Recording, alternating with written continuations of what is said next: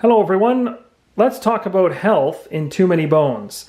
This is Boomer and she is a Gearlock. And this is Boomer's Gearlock chip. She has 3 HP underneath that Gearlock chip.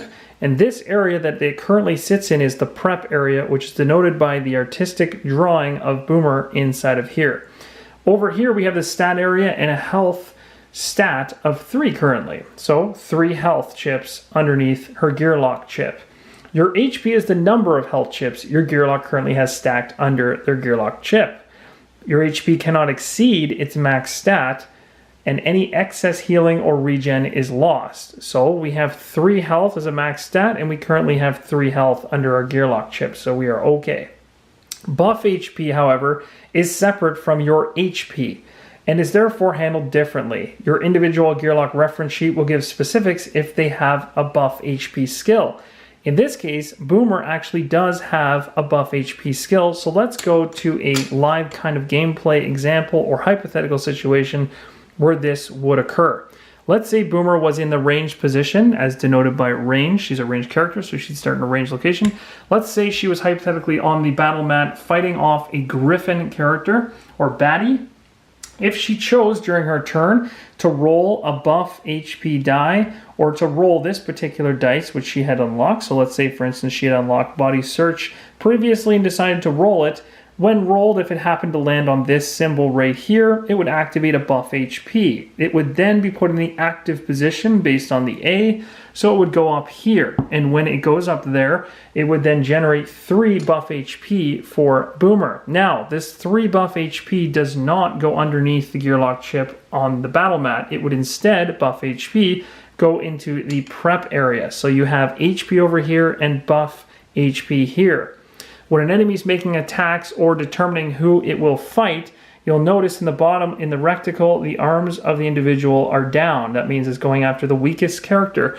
If you happen to have more than one Gearlock in play, and you're trying to determine who's the weakest character based on health, you do not add your HP with your buff HP. They're separate, and the only thing that matters in that situation is your HP under the Gearlock chip. The buff HP does not matter. So, in a hypothetical situation where the Griffin is attacking Boomer over and over and damage is being taken, the buff HP would be taking that damage before it comes from Boomer's HP. Once all the buff HP is gone, the active dice that came, that actually generated the buff HP would then be obviously removed. But in case there's any confusion, it wouldn't just be removed, it would also be exhausted and sit on the exhausted side of the player mat. Okay, now there are situations where, let's say hypothetically that damage continued, then of course damage would continue from your HP. So it has to have, all your buff HP has to be depleted first before HP can be taken off of Boomer. Then there's going to be situations where Boomer actually starts to lose all of her health down to nothing, where she has no health whatsoever. In these situations, she's considered knocked out or KO'd. In that situation, you take Boomer off of the battle mat, place her in your prep area. You take her initiative dice, you can drop that in the prep area as well. You'd wipe any active or locked dice out of her player mat, and you'd also wipe anything from her backup plan so that you can reset during the recovery phase. That really covers everything in terms of your HP, but there's one remaining thing. And that's in the positive situation where instead of losing, you actually won an encounter. So let's say hypothetically that Boomer had actually was the one killing off the Griffin in play. So the end of the encounter resolves and we bring Boomer back to our prep area with 1 HP. She had a tough battle and only came back with 1. Let's say hypothetically this was the encounter we were playing.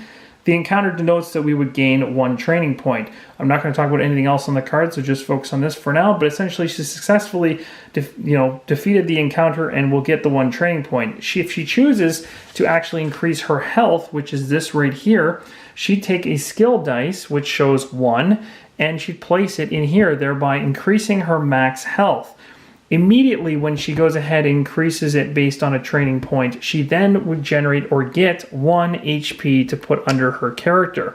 Now, during your recovery phase, you also have the option to completely or fully heal, but this is just going to always, whenever it gets upticked by you spending a training point, it's an automatic success as well as an automatic HP being added. Again, always keep in mind you can never have more HP than what these two numbers total to.